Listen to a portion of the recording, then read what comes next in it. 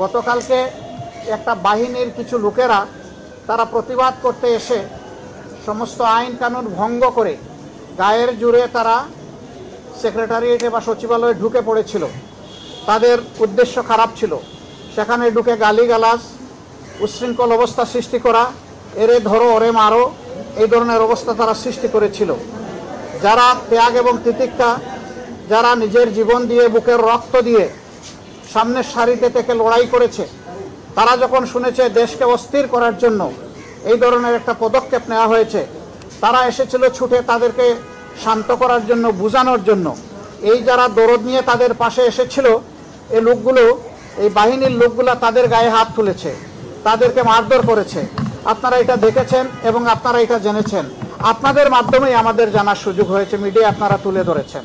তারা অনেক ধৈর্য ধরেছে, কিন্তু যখন দেখেছে যে সব কিছু সীমা ছাড়িয়ে যাচ্ছে, সীমা লঙ্ঘন করছে, তারা রাষ্ট্রের ব্যবস্থাকেই ভেঙে দিতে চায়, চুরমার করে দিতে চায়, তখন বাধ্য হয়ে তারা এদেরকে প্রতিরোধ করেছে এবং প্রতিরোধের মুখে তারা পালিয়েও যায়। ওই সময়টাই তারা হাসনাত আবদুল্লাহ সহ আরও অনেকের উপরে হামলা করে। এখানে চিকিৎসাধীন কমপক্ষে 3 জন আছেন যারা গুরুতর আহত হয়েছে। আমরা দেখতে এসেছিলাম, 2 জনকে অস্ত্রোপচারের জন্য ওটিতে নেওয়া হবে, এই জন্যে ডিস্টার্ব হবে জেনে আমরা ওইদিকে যাইনি। আমরা শুধু হাসনাত আবদুল্লাহকেই দেখে এসেছি। আলহামদুলিল্লাহ, যতটুকু দেখেছি সে আশঙ্কামুক্ত, বাকিটা আল্লাহ ভালো জানেন। আমরা দোয়া করি আল্লাহ যেন তাকে সুস্থতার পূর্ণ নিয়ামত দান করে।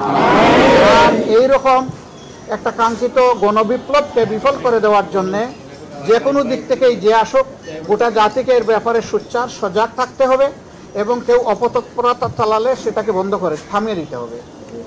আপনারা কয়দিন হলো ভাই? এখনো তো 1টা মাস হয় নাই, সামান্য কয়টা দিন দিয়েছে। দুনিয়ার জমানো সমস্ত দাবি দেওয়া নিয়ে সবাই এখন রাস্তায় নেমে গেলে, যারা এখন সরকারে বসেছেন তারা দেশটা গুছাবেন কিভাবে? এতদিন আপনাদের দাবি দেওয়া কোথায় ছিল? এই দাবি দেওয়াগুলো এতদিন করলেন না কেন? এখন এরা দায়িত্ব নিয়েছে জনগণের অনুরোধে, তারা তো ইচ্ছা করে এখানে আসেনি। তাদেরকে যদি সহযোগিতা না করে এইভাবে ব্যতিব্যস্ত করে তোলা হয়, তাইলে রাষ্ট্র পুনর্গঠন এবং মেরামতের যে কাজটা, এটা তো তারা করতে পারবে না। এখানে সকলের দায়িত্বশীল আচরণ আমরা আশা করি। যার যার দাবি আছে একটু ধৈর্য ধরেন, 15.5 বছর যদি ধৈর্য ধরতে পারেন, 2-1 মাস একটু ধৈর্য ধরেন, ওনারা একটু গুছিয়ে আনুক, তারপরে আপনারা স্বাভাবিকভাবে নিয়মতান্ত্রিকভাবে আপনাদের দাবিগুলো তুলে ধরেন। কিন্তু সেইটা করতে গিয়ে আপনারা সচিবালয়ে ঢুকে পড়বেন, আপনারা বিশৃঙ্খল অবস্থা সৃষ্টি করবেন, এটা তো দেশের জনগণ মেনে নেবে না। আপনারা দেশের জনগণের বিপক্ষে দাঁড়াতে চাচ্ছেন, এরকম যারা দুঃসাহস দেখাবে, জনগণ কিন্তু তাদেরকে ক্ষমা করবে না। আমরা আশা করব যে তাদের সকলের শুভবুদ্ধির উদয় হবে এবং কারো উস্কানিতে, ষড়যন্ত্রে তারা পা দেবে না।